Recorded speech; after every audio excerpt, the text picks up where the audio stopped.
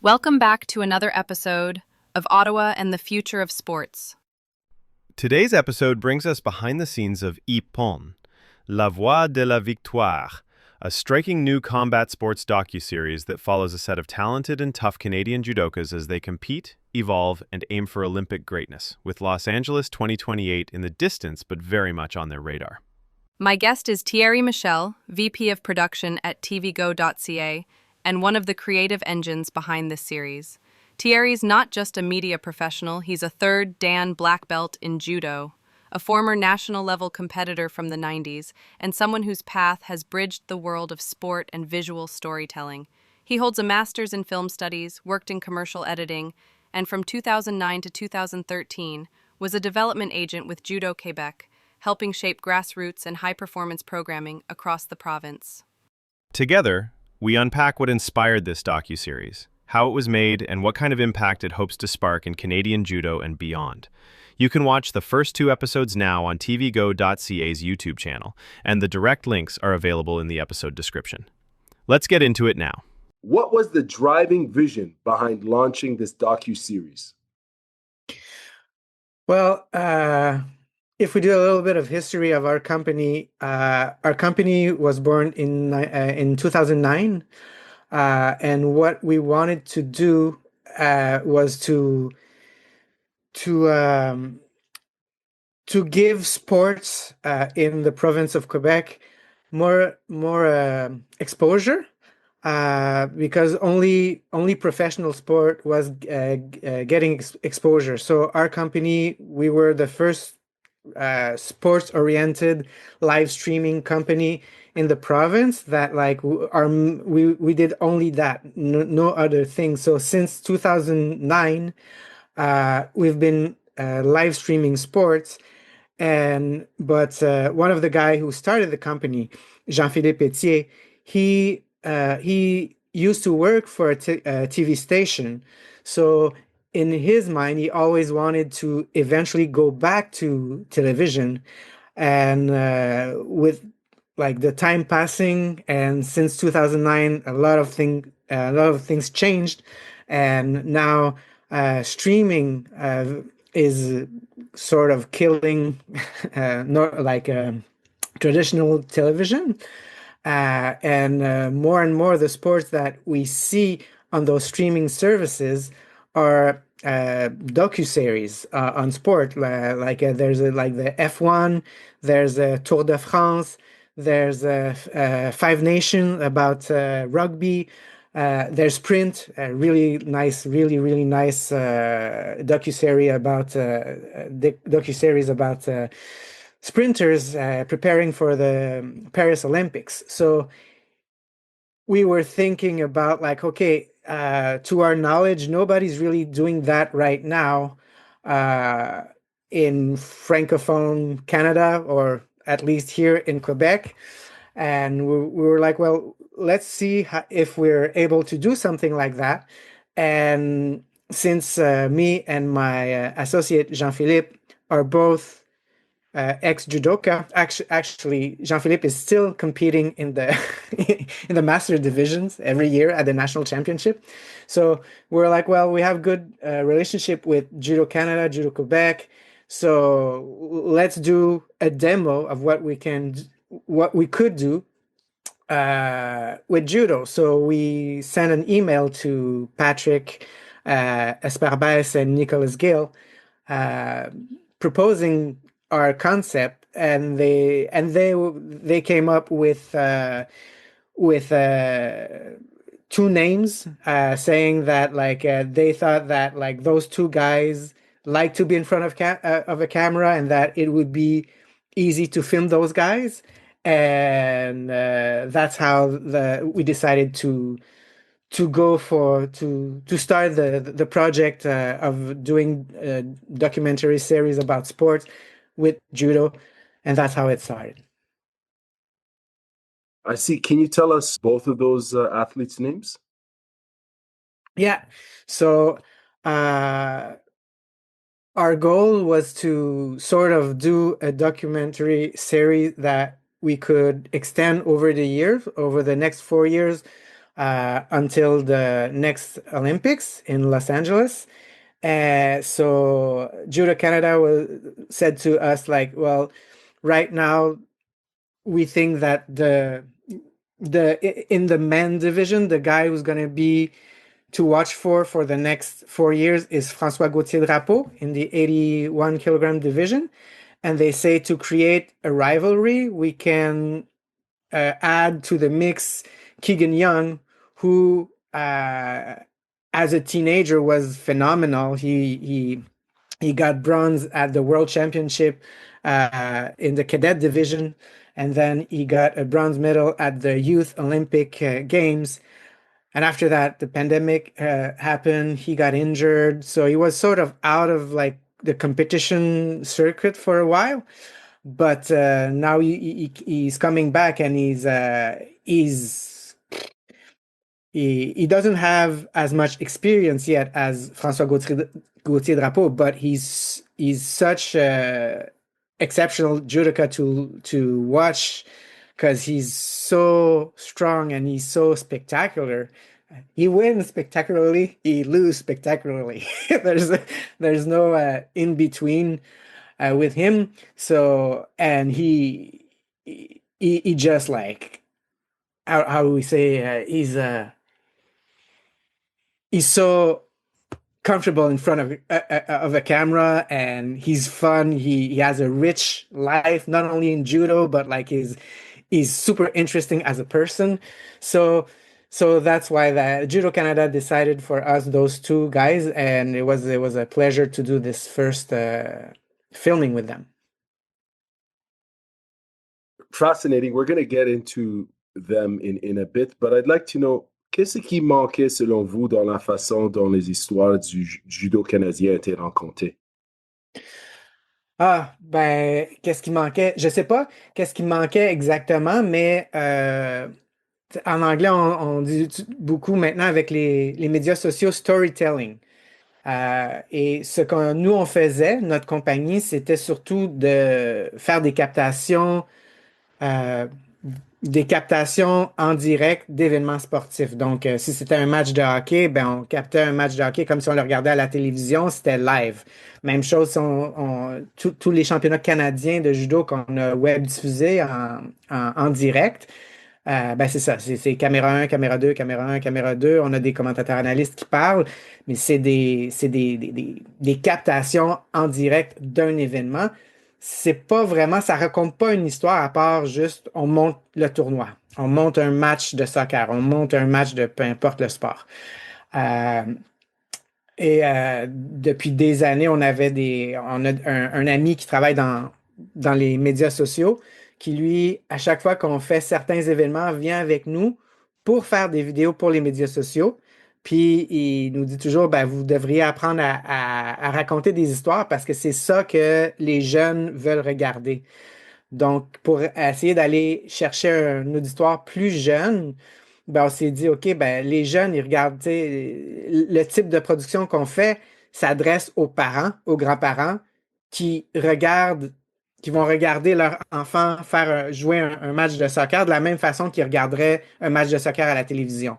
Si on veut rejoindre les plus jeunes regardent plus vraiment la télévision, sont sur les médias sociaux ou ils regardent des émissions en streaming ou donc à partir de là, ben, quel genre d'émissions ils regardent? Ben, c'est surtout des émissions qui racontent des histoires, donc des behind the scenes, des trucs comme ça. Donc c'est de là qu'est venue l'idée un peu d'essayer de raconter une histoire plutôt que juste montrer un sport. Puis je pense qu'au niveau du judo, ben, c'est la même chose parce que vu que moi et mon associé, on est des judokas, puis que depuis que notre compagnie existe, on a couvert, ça fait, ça fait 15-16 ans qu'on couvre des compétitions de judo, mais c'est juste des couvertures sportives où on raconte pas vraiment d'histoire. Et on s'est dit que ça serait le fun de faire une émission de télévision qui raconterait l'histoire de personnes en particulier là, qu'on aurait choisi là, spécifiquement pour ça, pour l'émission. I think the two individuals you selected, François Gauthier-Drapeau and Keagan Young, I've seen the docu-series part one and part two, and I think they make for excellent characters. And I mean, they're so different in just about every way. But the one thing that binds them together in terms of similarities is that they're fun to watch compete in the sport of judo and in combat sports as a whole. So I think people will enjoy, maybe this is my own bias, but people will enjoy watching them compete. And you capture some of that in the storytelling. Not some of you certainly capture that in the storytelling as to, their origin story, how they tapped into their skill sets, their natural attributes, their work ethic, and their passion for competition. So why focus on individual athletes' stories? What was the intent there? I know you somewhat answered it, but I want you to kind of dive deeper into this individual story per episode. Okay. So when we were brainstorming about how we could do something different and to do a storytelling TV show instead of what we're normally doing, we went back to 2009 when my associate Jean-Philippe was still competing. I think it was his last year competing in the senior division in judo. And I remember going there and filming, and we had multiple camera, and we had like a sport commentator and everything. And after that, like Jean-Philippe took the footage, and he did a small video, small video. It was 20-minute long video about his route to the final and then losing in finals against this other guy. And we had only interviews of him, but he did that as a demo of something that he wanted to propose to Judo Quebec at that time. And that's in 2009. And so we went back to that, we watched that, and we laughed at like how special effects were back then and things like that. But it gave us a good point, starting point. Then we said, okay, if we do something like that, it'll be easier for the moment to do something on two individuals that we can follow, or like one, like I know in our mind we wanted to do a confrontation. So we were like not one, but two or three athletes in the same weight division, so that we can create a rivalry and follow that rivalry for a few months, years. Because like we looked at that old demo from 2009, but then we watched, like I was saying, we watched a lot of Netflix, especially Sprint, which has nothing to do with judo, but the thing, it's all about the rivalry between like the Jamaican and the American, and like you follow the entire team, but if there's one episode and you're in Jamaica and you follow the team, but really the emphasis is on this guy and this girl, and their biggest adversary will be this guy and this girl from the American team. And the next episode, you're with the American team. And again, you see a large portion of the team, but you focus on the two favorite. And you know that their biggest rivals will be the Jamaican. So we were thinking something like that. We were thinking, and when Judo Canada said like Keagan and François Gauthier-Drapeau, we went to the competition in Montreal that was a Pan American Cup. It was an open Pan American championship, and on site I had the father of one athlete that competed in like 3 Olympics.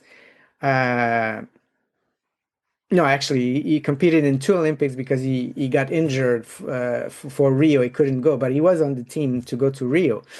And his father came to me, say, but why don't you include my son? Because he's moving from 73 kilogram to 81 kilogram.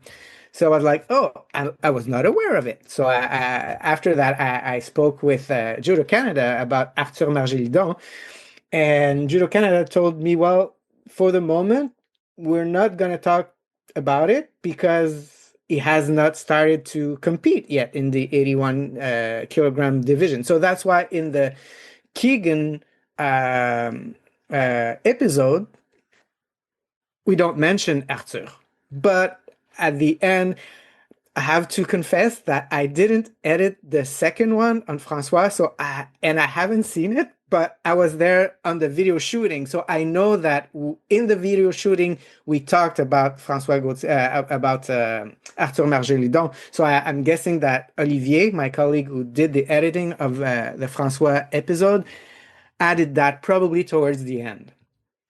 So if we were to, our goal would be our goal is to create more of those shows in the following in next year, and to be able to add Arthur Margélidon in the mix if he starts to do result in the on the international scene, because that's our goal too, is to have people who are performing on the international level.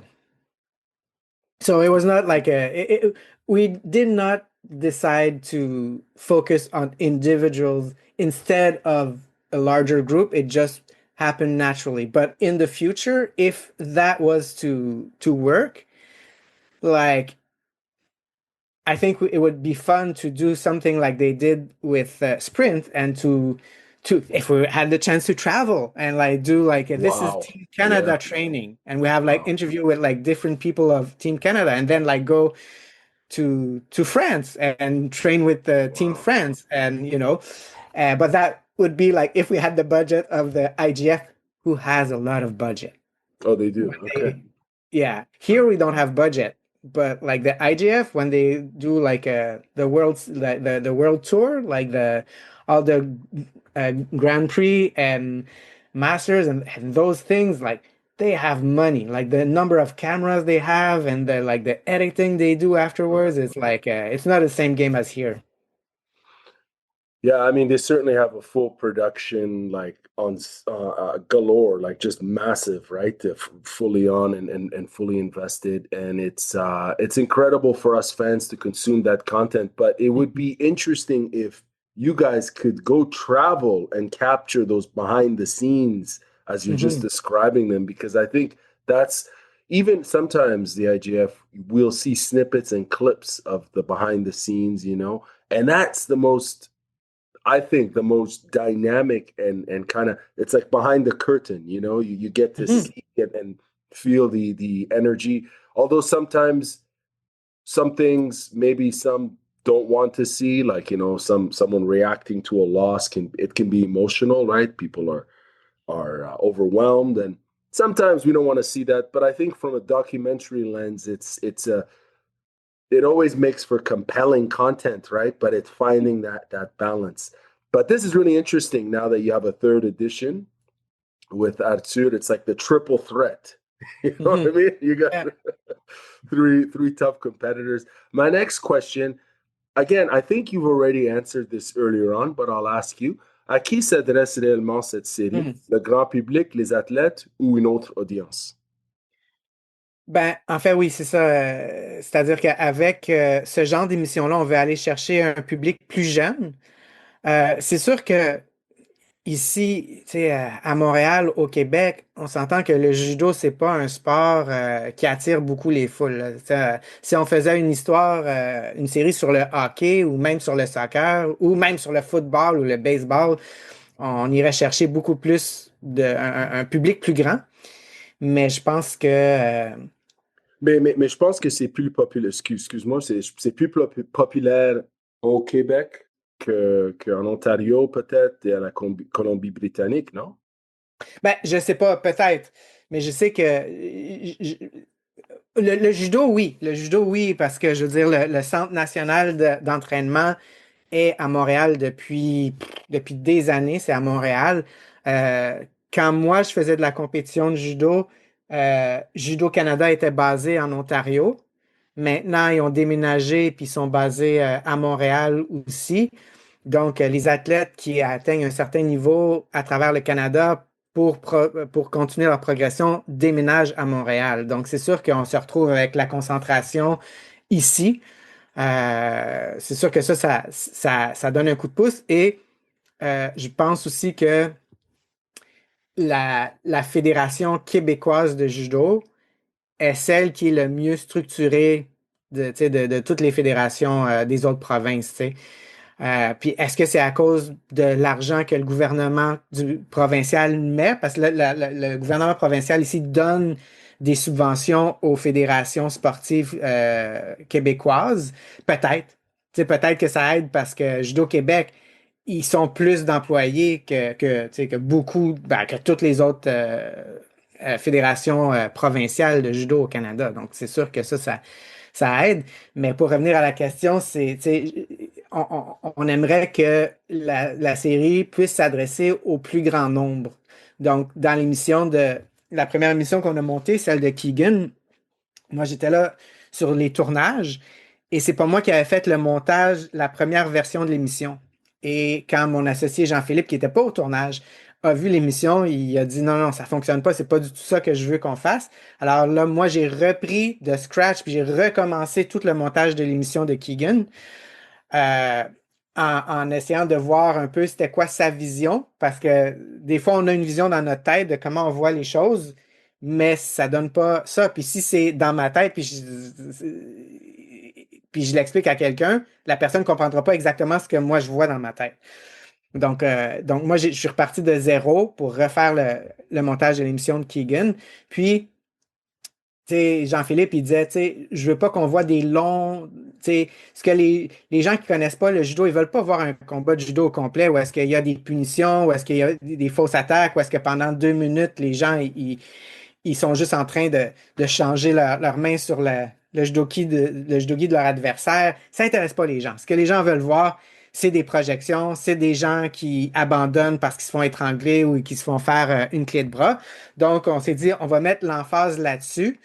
On va faire, si on monte des combats, ça va être que des résumés de combats, tu sais, juste tu sais, montrer les attaques qu'ils ont eues, puis tu sais, mettre l'emphase sur les projections, les étranglements, les clés de bras. Fait que c'est ce qu'on a fait pour que monsieur, madame, tout le monde, il trouve son compte, dans le fond, où tu sais, tu vois une projection au judo, tu sais, tu te dis, ah ben je comprends pas ce qui s'est passé, mais c'était beau. Puis les gens aiment beaucoup le UFC, puis tu sais, les trucs comme ça. Donc, voir quelqu'un qui se fait étrangler ou ou qui se fait faire une clé de bras, tu n'as pas besoin de comprendre le judo pour voir, ah, il a fait mal à l'autre, l'autre a tapé. Donc, c'est un peu. Donc, c'est ça. On essaie de s'adresser au plus grand public possible avec un sport que monsieur, madame, tout le monde ne connaît pas. Penses-tu que monsieur, madame, tout le monde veut savoir un peu plus du sport après qu'il regarde cette série? Ben, j'espère. J'espère, parce que c'est ça aussi qu'on a essayé de garder, tu sais, quand j'écrivais après qu'on ait fait le tournage de la compétition, tu sais, je me suis assis, puis après que Jean-Philippe a dit qu'il voulait qu'on recommence le montage, ben, je me suis assis, puis je me suis mis à écrire. Puis je me suis mis à écrire, OK, ben, Jean-Philippe connaît bien le judo, c'est un judoka, puis c'est lui qui a été l'analyste pour les derniers Jeux olympiques pour Radio-Canada en français. Ben, j'y ai écrit tous les textes que je voulais qu'ils disent pour l'émission. On est allé en studio, puis on l'a enregistré. Puis là, je me suis dit, OK, ben, je vais y faire décrire comment on gagne un combat de judo, pas rentrer dans les détails. Il y a 3 façons de gagner un combat de judo en projetant l'adversaire, en l'immobilisant, en le faisant taper. Gardez ça là, le plus simple pour que monsieur, madame, tout le monde. Donc, on a vraiment essayé de faire ça vers le grand public pour que le grand public dise, ah ben, c'est intéressant le judo. Puis je veux dire, si ça a un impact sur les gens, ben c'est notre objectif aussi, là, tu sais, parce que on aime ça on voudrait qu'il y ait de plus en plus de monde qui fasse du judo. Donc, It's really interesting because in the series, obviously, we're introduced to these characters and their backstory, their passion for their sport, but also their other interests outside of the sport. And from episode one to episode two, I've seen both, as I mentioned before. We get a glimpse of their personality and their charisma, and their motivation for competition. And I think for sports fans, for combat sports fans as a whole, I think that's another entry point potentially to kind of say, hey, this guy's got a real passion for skateboarding. He's got an artistic flair to him. He wants to express himself with the skateboard, but he's also one heck of a judoka who does the same on the tatami, and you guys really mesh that really well, for part one, and same thing for Flag, for Francois. We see that as well, his personality and how he's, you know, he's they're all humble, but he's kind of more subdued in a way, and but you can tell he has a real he's intrinsically motivated, because after his injury, he just zoned in, he showed up. And I mean, you hear stories like that in any sport. I don't care what sport it is. You're like, wow, look at this determined individual. Wow, look at his consistency showing up, because it's not easy being injured. It's not easy being sidelined, right? It can impact how you feel about yourself, how you feel about your development, but he stuck it through. He stuck through that process. So there's so many themes for me as a fan of visual storytelling nonfiction, especially with sports content, combat sports. I was impressed, I must tell you, on how many themes you could cover in such a short amount of time. In a like 5-minute sequence, you cover on all key aspects to it, and you paint that picture for us. It's really remarkable. I think we as end use consumers of this content, we will see that, and I think we will appreciate it. Now, next question for you is, what's the main message or emotion you hope each episode leaves behind? Hmm. It's a hard question to answer because like Sorry. I think I think I think the I think it comes back to an exact emotion may be hard to pinpoint, but when Jean-Philippe, my associate, created this company like years ago, we had a slogan. Do you say that in English? A slogan? Yeah. Which was TVGO, l'émotion en direct. So it was like like live the emotion with us like while we're live, or something like that. So like in this episode, I think that in those episodes, I think that's what we wanted to put forward was we wanted to like we wanted people to feel a bit what the athletes felt.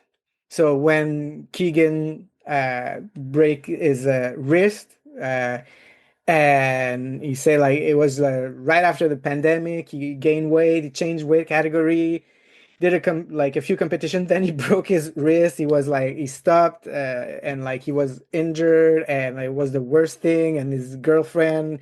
So we wanted to touch those, and same thing with Francois. We wanted to touch those things too, because I think it's just like it's human emotions. Everybody like who got injured in his life can relate, and I think the thing is like we wanted for people to sort of to have feelings to be to be able to connect to recognize themselves in those people, and at the same time like you were saying, those two guys are such great example of resilience, of like just like they're so focused and they're like amazing at what they do, and it's inspiring.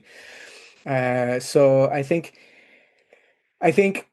the thing that we maybe missed a little bit, that was the goal of Jean-Philippe to create two shows was to really create a rivalry between the two. But to do so, I think we would have to have like only one episode and not two, and the two guys would have been in the same episode, and then it would have been like easier, even if they didn't meet at the competition that we filmed. It would have been easier to create that like tension between them and finish the episode with a cliffhanger saying like, oh, what's going to happen between the two, you know. I think that was the original intent, and we sort of did it at the end of each episode, you know, saying only one of them will go to the Olympics, you know, like until then it's going to be, you know, a war between the two. But that arrived really at the end of the episode. It's not something throughout the episode. But yeah, I don't know if it answers the question exactly, but that's what I can say about the emotion. Oh, it certainly does answer it, because you're speaking about how their story is about, resilience and about dedication and determination. And as you Mhm. said, it inspires people, because Monsieur, Madame, Tout le Monde, when they watch this, not everybody, only a small fraction of the general population will ever even attain elite level competition respectfully in any sport, particularly, a combat sport like Yeah. judo. So we get a glimpse of that. And I think for the end user, for the content consumer, whatever you want, the viewer, when they see that, there's some aspects of, hey, they can relate to maybe not exactly their story, because these are elite level athletes and they're in the minority of the minority, but they're also humans, right? They also Mhm. have emotions. They have to deal with all these stressors that some of us may have in our own personal lives, and you bring us into that and you humanize them,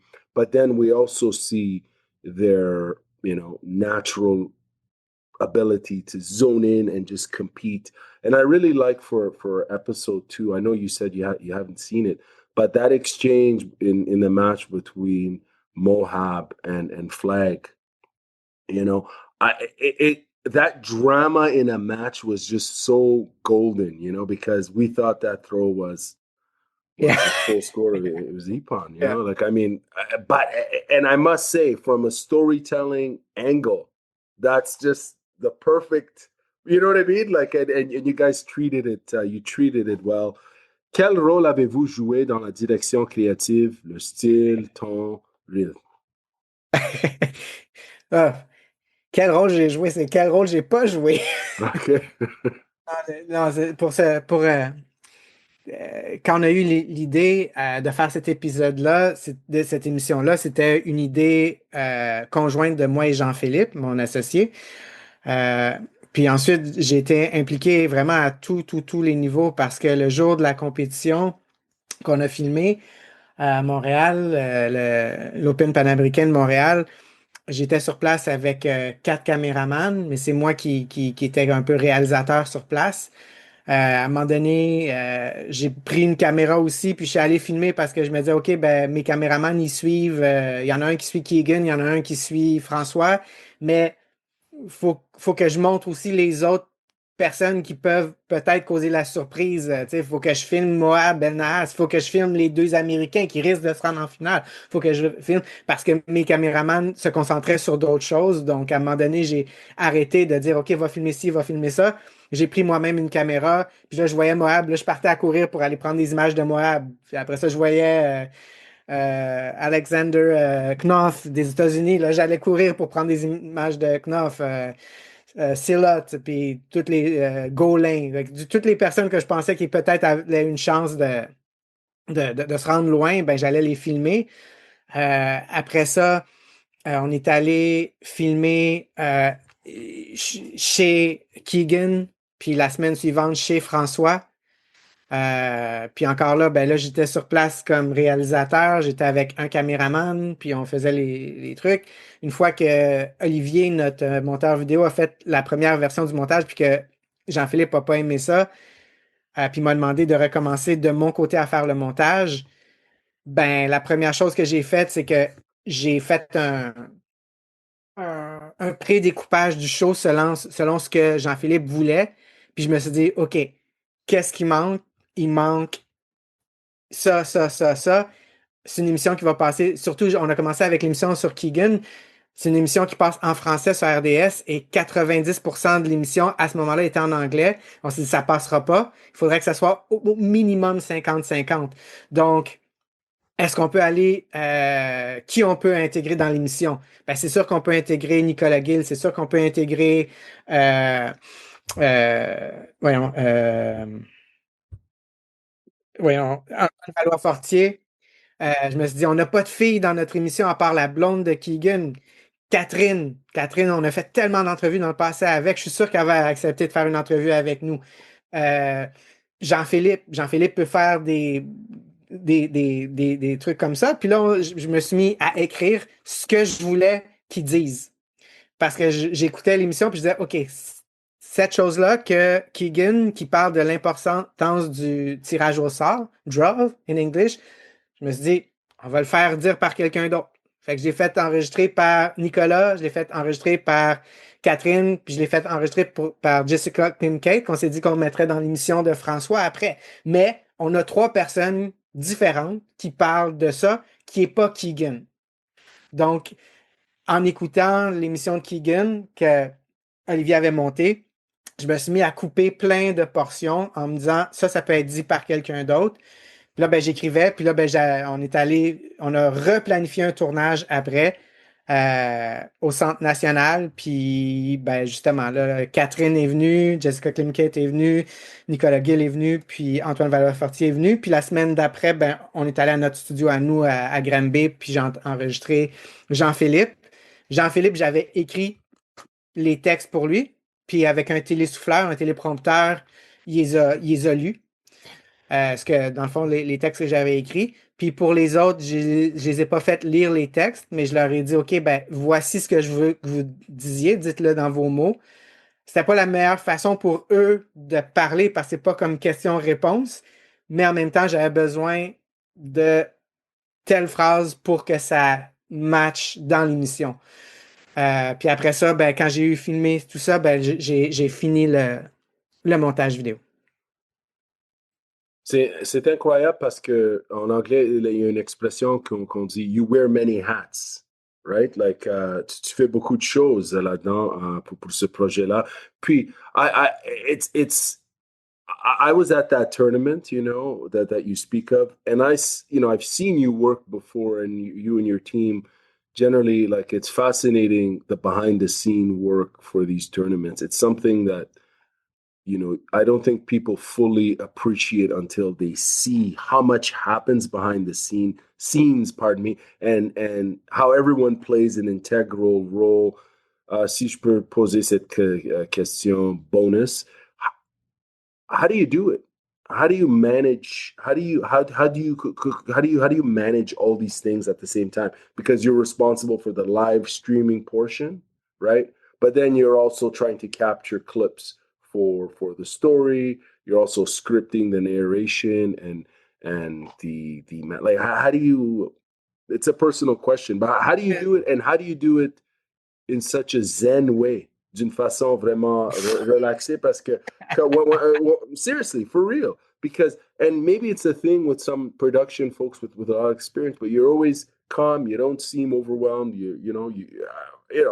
I'm sure there's probably been moments, who knows, but from what I've seen, you always seem calm, and I think I got to ask you, how do you do it? How do you find that peace?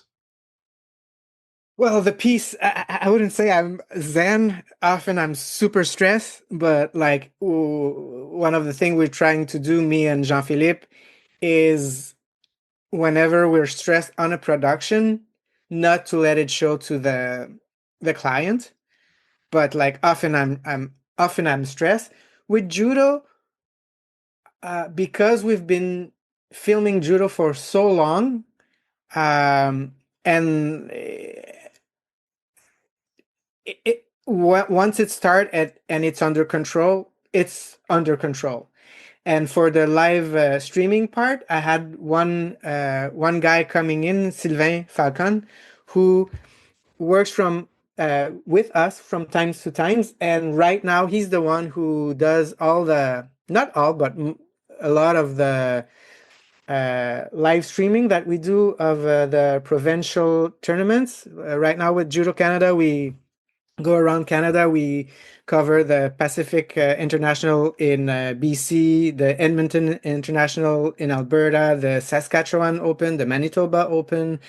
So we almost all the province we go to do live streaming, and Sylvain goes to most of them. So he came like that day that we filmed for the TV show. Sylvain came during the afternoon, and he was in charge of the live streaming. Doing everything is just like, I think we wear many hats, but creating a small company, I was not in the founding member of TVGO, but I came along relatively in the early days of the company.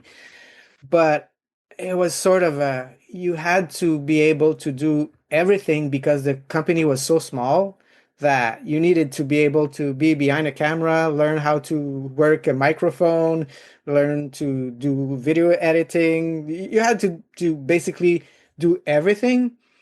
And the more the company grows, the less and less I do those things. More and more I'm trying more to do just admin work. But since judo is our sport, of course I was going to be involved in the project. And yeah, I think because I know the sport, and Olivier, our video editor, just had a baby. So after he did the first edit of the show, he couldn't work on it for like 5 weeks. So that's how I mean, I've not stopped completely editing, but I've been doing it like much less in the few past years. So like yeah, going back on that, and then like just I don't know, I just wore those hats because I sort of had to. Fair enough. This next question here, again, I think you've answered it already when you're speaking about how Jean-Philippe, I believe it was, he wanted the first episode redone. But for you, was there a particular, or the first edit, pardon me, was there a particular moment in production that made you think this is working? Um, I think on the opposite, when we saw the first edit, we were like, "This is not working," and it was really more on the "it's not working" than "it is working," because like even like normally like we do the full editing of a TV show, and we show the show to each other, and we're like, okay, can you change this, or can you change this? But it never happened before, like changed completely, never happened before. So Jean-Philippe wanted to have like wanted to see sort of the step by step that I was editing. So instead of showing like do the entire editing and this is the new version, say, can you just edit the first part before, like the link I sent you? I did a small re-edit to cut all the how can I say it? All the things that show that it's a TV show. So he said to me, can you edit the first part just before the first, we're going to see, like TV ads. So I said, okay. So I work on just that. And then I see it, and then he gives me his comment. And we have somebody who works with us who is a sound technician, but does a lot of recording for young artists musically. So he actually is the one who composed all the music for our show. And the first thing was Jean-Philippe was like, this music doesn't work. I'm like, I agree. So I call this guy, I say, it doesn't work. We're trying, and he's like, well, can you give me an example of what you want? I say, okay. So I asked my wife, who's really into K-pop. Nice. I say, can you send me links of K-pop music that have changes in the rhythm in the songs? like something that is like slow and then a boom boom boom and then slow and like so I can like do editing that change rhythm. Right. So she sent me something. So I start to edit on that like K-pop song in Korean, That's awesome. and I send that to our guy. I was like, okay, I see. So he sort of recreated the beat and the stuff because I already did an editing on that song. So then I just replaced the Korean like a K-pop song with the music that he created, but based on the rhythm of that song. Wow. And after that, I say, okay, I need another rhythmic song, but I said different. And then I said, like, I don't want you because like you almost copied that song. Like I can recognize it. Mm, So I sent him like really different things. I sent him like Nine Inch Nails uh, nice. music. I sent him old school Beastie Boys Cool. soundtrack. I sent him like 5 things totally different, like Okay. LMFO, like really Right, like right. going all Okay. direction, Right. but all having strong rhythm Mm, and with breaks that like calm and then it goes up. And then he right. came up with another piece, and that's I think that's when we started to say, okay, yeah, this worked. This is more like what we had in mind, and that's when it started to work. And it was really hard that like the 2 first part were the hardest, and then after that I stopped showing it to Jean-Philippe. I was like, you know what, like I've lost so much time editing those two. We're Right, not right. gonna make it in time if I have to do that because for RDS it's 6 blocks, Okay. like for the TV show of an Right. hour it's six, Right. 6 blocks. So I had like 4 more to edit. So I said I'm just gonna continue in the way that I did the 2 first, and then I started to look. I'm like, okay, he's talking about the pandemic. Uh, can I have the right? Do I have the right to use the government conference that like was given when everything stopped?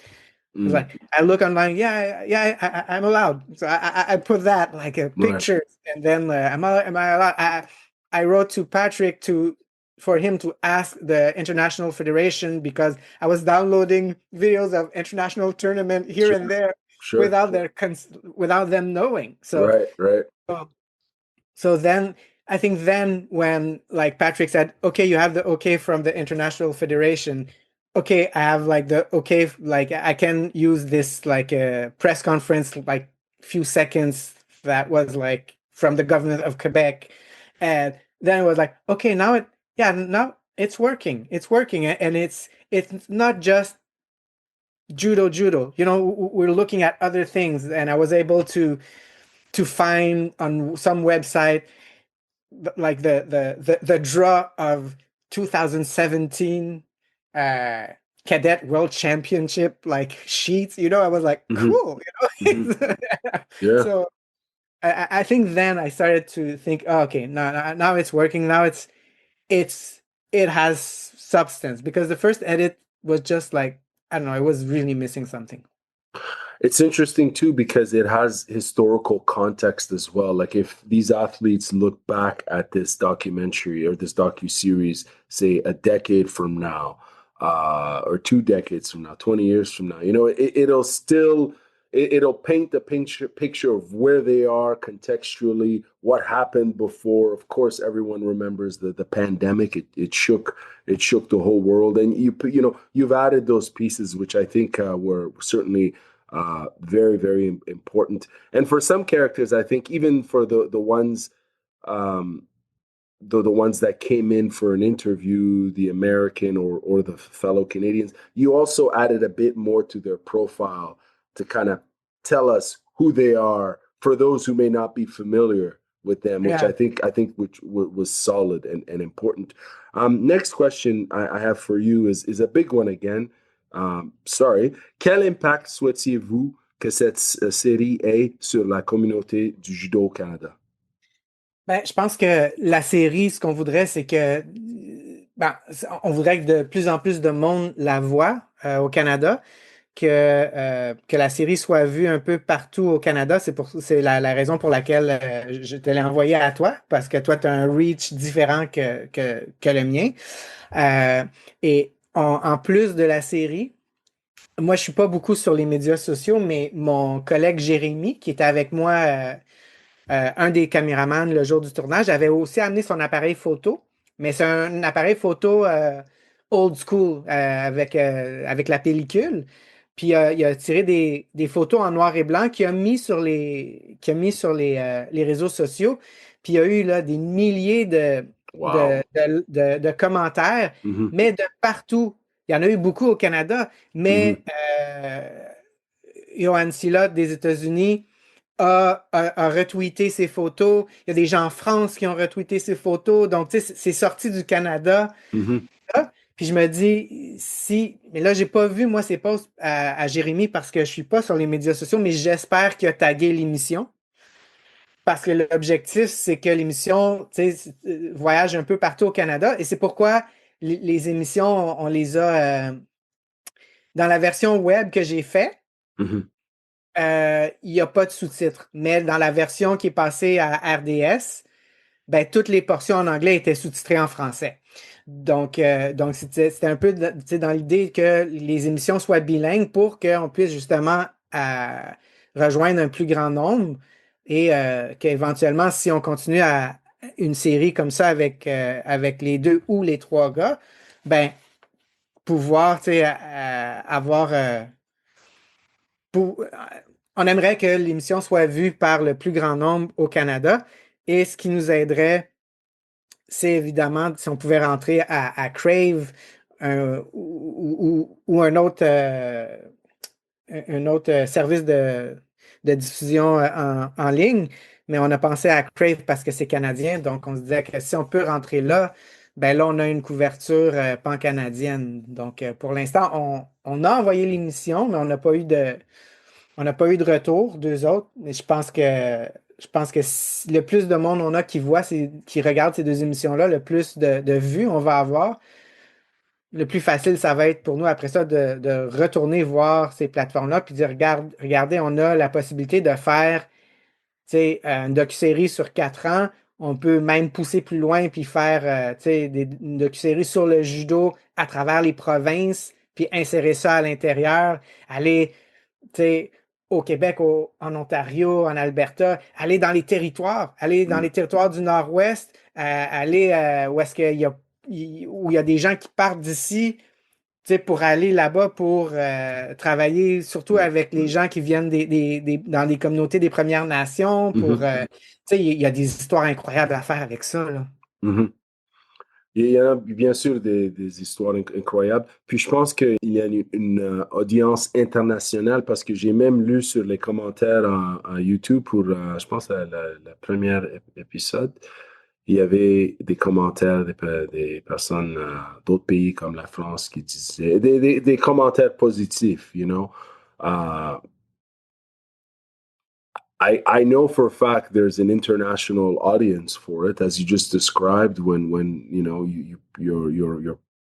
your partner posted some photos, or your collaborator posted some photos, and they got reach in different parts of the world. Ça c'est it doesn't come as a surprise at all. In fact, I think there's probably a bigger international audience for this story, to be honest with you, than there is a national one. It doesn't mean to say, this is just my own spin. It doesn't mean to say Canadians aren't interested. They are interested in it, absolutely. But I think there's a bigger audience for this Canadian story en Europe, en Asie, et l'Amérique du Sud aussi, especially if you guys continue. Si ça continue between now jusqu'à Los Angeles 2028, ça va être parfait.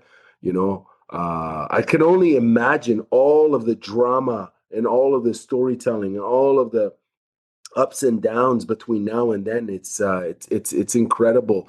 You know, and especially if you do get to travel internationally, like embedded media. Oh my goodness. I think fans I think combat sports fans, judo fans are going to love the content that you capture abroad, because we don't get to see, we see snippets sur les réseaux de médias sociaux, whatever. You know, we see snippets and clips, but we don't see what you speak of, which is, you know, nonfiction storytelling, where you kind of really get into the details. Last two questions for you. I know we're running a little late. Is that okay if I'm I ask? okay. Yeah, I'm okay. Perfect. Now, this is another big question. How do you define success for this project in terms of, you know, people will say views, reach, or something deeper? How do you define success for this project? Well, yeah, I would say that like how I define success for this project, like I was saying earlier, I think for us, the success of this show depends on really the number of views, the reach that we're able to get. With RDS, the TV station on which it aired, we don't get the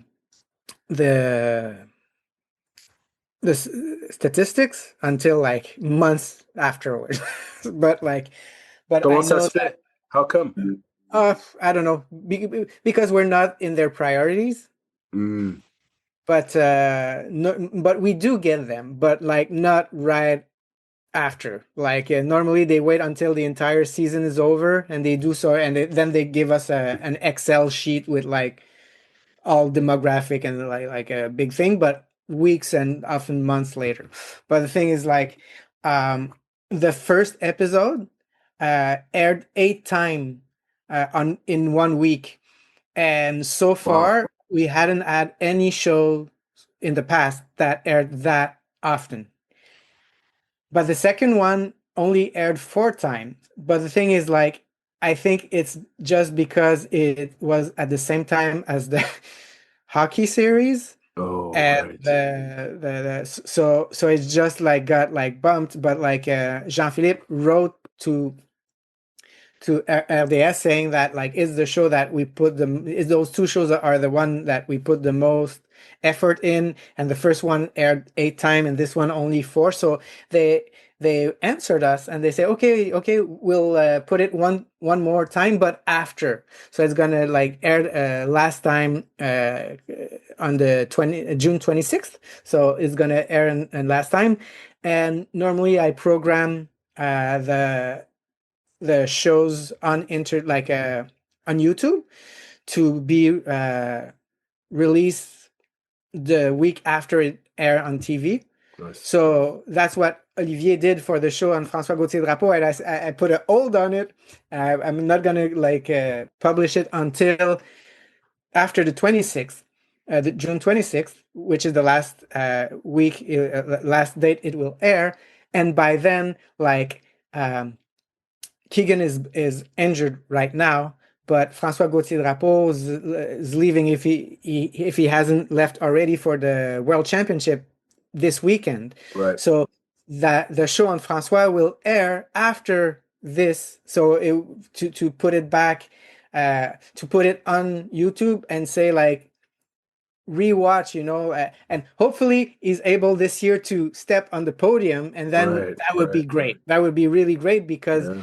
I had somebody from Radio Canada, but not Radio Canada in Montreal, Radio Canada in in the region where François Gauthier-Drapeau is from. Hmm. But the thing In is, like, Alma, right? Alma? yeah, Right. yeah, he's from Alma. So I Hmm. had somebody from Radio Canada, Saguenay-Lac-Saint-Jean, which is the Hmm. region. Uh, not reaching directly to me, but reaching to the sports journalist agency with whom Okay. we work, Right. and they're the one who releases press release for our TV shows Right. every week. So that guy from Radio Canada saw the release of that press agency. He contacted them, but they redirected to me, but too late, because he wanted to see the show on François, Ah. because he wanted to see it before doing an interview with François Oh, last wow. last week, but I got it too late. Like I got it, let's say like Friday evening, and the interview was Friday morning, something like that. But it's just to say that like people in the media Mhm. are seeing this. If like somebody from Radio Canada, not exactly a competing TV station, but Right. another station that covers sports, which is not the one that we're with for our TV shows, is reaching uh, is reaching us to have content. That's a I big think win. That's a win. exactly. Absolutely. Yeah. Absolutely. Yeah. So hopefully that'll be like all adding up. And I think that would be the success of the series is if like everything adds up like that and the most people see it, the most I really hope that that can yeah, that the people can re share this every like that. Yeah. Yeah, especially if we keep speaking about the road to 2028, between now and then, because the amount of content and footage that you're going to have, it's going to be incredible. Last question for you. Peut-on s'entendre à d'autres épisodes?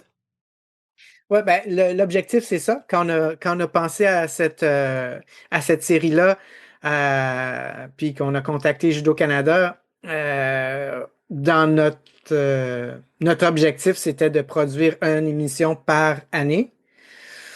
Euh, Puis, la dernière année, à 2028, juste avant les Jeux olympiques, de, de regrouper, à la limite, de regrouper tous les épisodes pour faire soit un documentaire genre de 2 heures, tu sais, qui regroupe tout, ou juste de les ressortir en docu-série qui passera à ce moment-là sur Crave ou quelque chose comme ça, tu sais, d'avoir 4 ou 5 épisodes qui fait qui est vraiment la route vers les Jeux olympiques. Ça, c'est l'objectif de base.